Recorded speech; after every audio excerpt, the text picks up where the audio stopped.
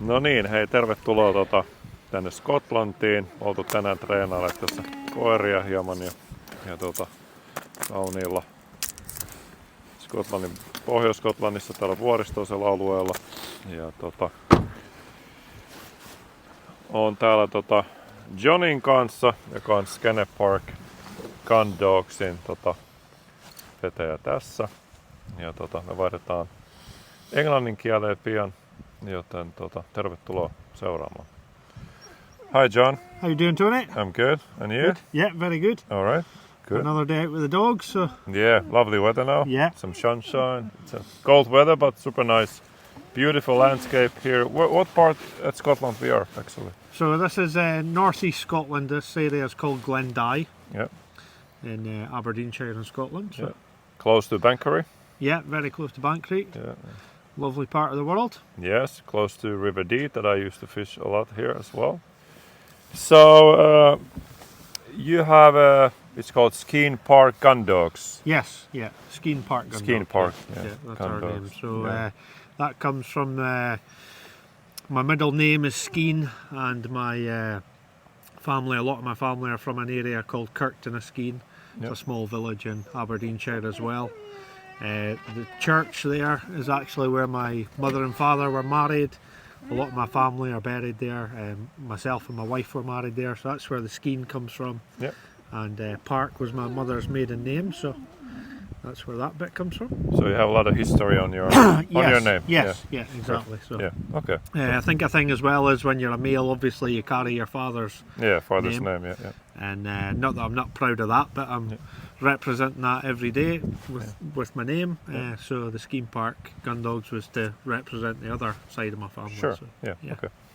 And you have labradors and spaniels, right? Yes, that's correct. Yeah. And you started with dog training and the dogs, and those dogs took you to the hunting world, right? Yes. Yeah. So started with a Springer Spaniel, and she was just going to be an active family pet. Yep. And then I kind of got reading more about it. It was a gundog breed, so I got reading Sure. more about that. Really fancied it, and ended up into gundogs that way.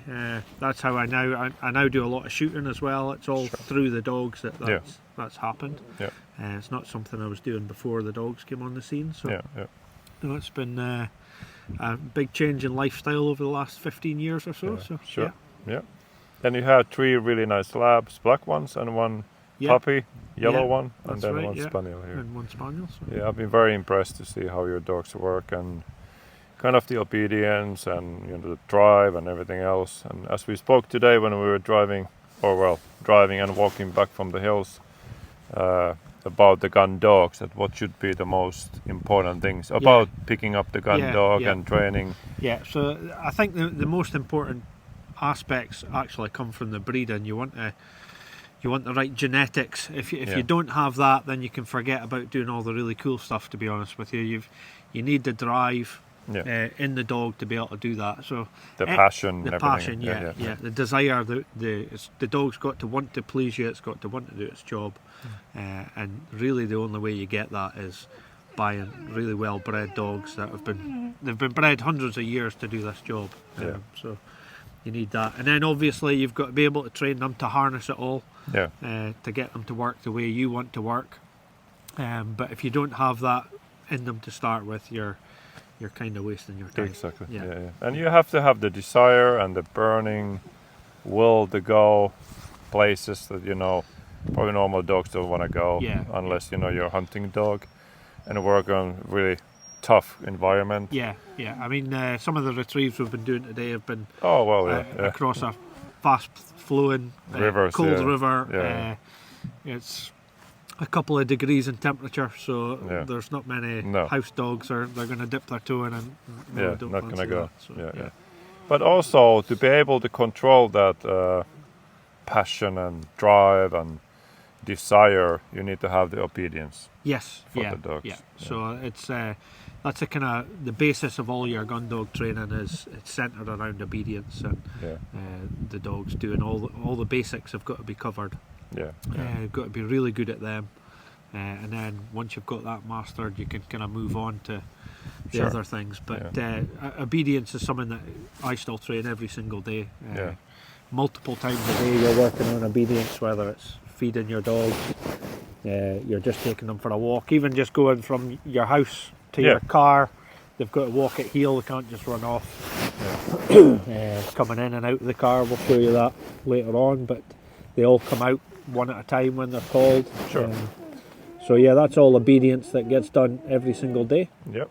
And hopefully it doesn't all go wrong and they all come running. So they're all just waiting there. Tesla thinks she's in charge of the pack. I also said her name, which is her release, so she kind of half came out and thought, oh no, that doesn't sound right. Luna, Arva, Tesla. And that was another good example of obedience training there. I took the opportunity that I had there. Tesla was going to come out when I wasn't quite ready for her, so I made her wait till last. Yeah, okay, exactly. So a training opportunity that I didn't want to miss. So there we go. Heel. So the other thing as well you've got to remember is when you take your dogs out, you don't just want them going away and doing their own thing. You want them to stay close to you. Yeah. Luna, come in here. Even Luna having a wee sniff there is not really acceptable. Yeah. I think she's needing the toilet. Right. I'm going to close this. Yeah. Get rid of this noisy dog.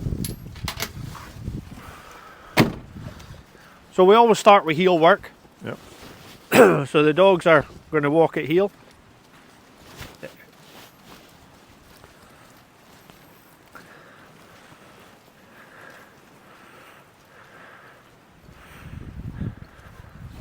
Change direction, you can stop. Once you've told them to heel, you don't have to tell them again. Yep.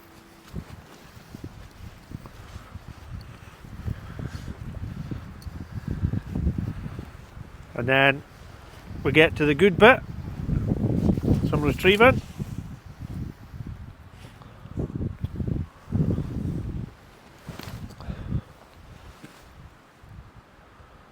So you can throw a dummy out. They're all really desperate to go. So this is the drive that we were talking about in the breeding. You can see them on the tips of their toes, but they're not going. We're now speaking about the control, the obedience side of things. And if you've got the drive, you really need the obedience, or the dogs would all just been chasing after that bird. But what I like in my dogs is that they really, really want to get it. They've all got that drive. And it's just your job as a handler to control it. Arva.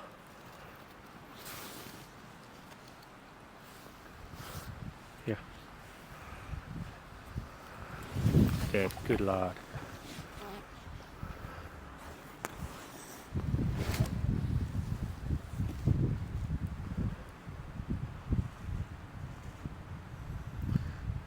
So you can practice saying lots of other different dog names. Winnie, Dice, Bob, Beryl, Luna. So they only go on their name. Yeah. Good kiddo. Up here. Yeah, good kiddo. And this is where you see the connection also with your dogs. Yes. Which I think is extremely important, that you have the good connection with your dog and they are working for you instead of working for themselves. Yeah, 100%. Yeah.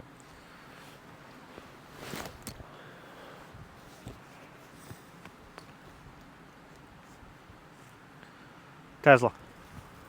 And what I really like myself is that when you are working with your dogs, there's no yelling, there's no a lot of vocal stuff going on. It's a very small signs. Very small commands. And so my personal opinion is that the less you say, the better when you're training your dog. So when I say something, I really mean it with them. Yeah. But I don't just say loads of stuff. So like I don't say sit, sit, sit, heel, heel, heel. Yeah. Come here, sit there. No, it's ask once, or I'm not even really asking. I'm telling them. Yeah. So it's a command. Exactly. I tell them once, and then if they don't obey me, I make sure that they do what they're told. Yeah.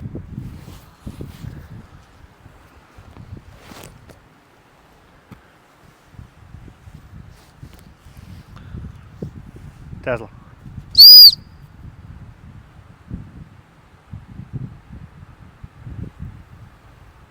Back.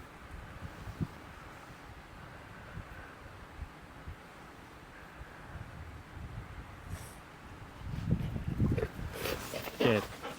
So again there with that, a very basic exercise, but all the dog's wanting to do is use its drive to go out and get that bird, and I can stop it halfway. I could stop it at any point, Yeah. but the obedience side of things, I've got control. So they get what they want in the end, but it's under my terms. That's kind of how we're doing Very it. good.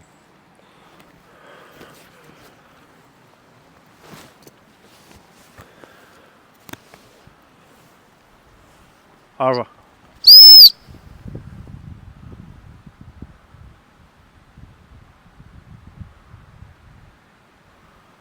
Back.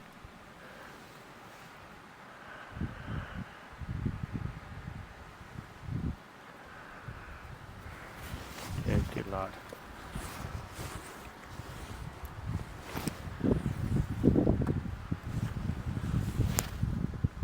Luna.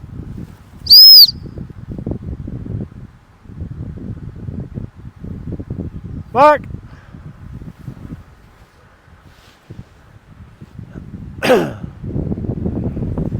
Get up.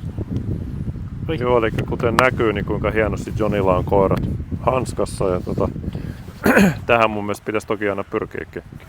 Et vaikka koiria on enemmän, niin pystytään käskyttämään niitä ja toimimaan. Ja koirat on tosi hyvin kuulolla ja kuuntelet. Hän on kyllä tehnyt hienoa duunia tässä ja näkee kuinka koirat toimii sitten metsästystilanteessa oikein super hienosti.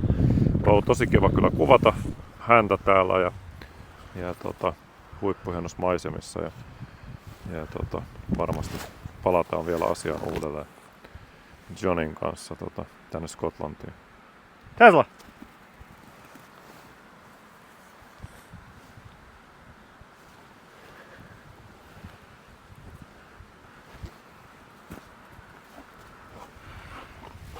Good.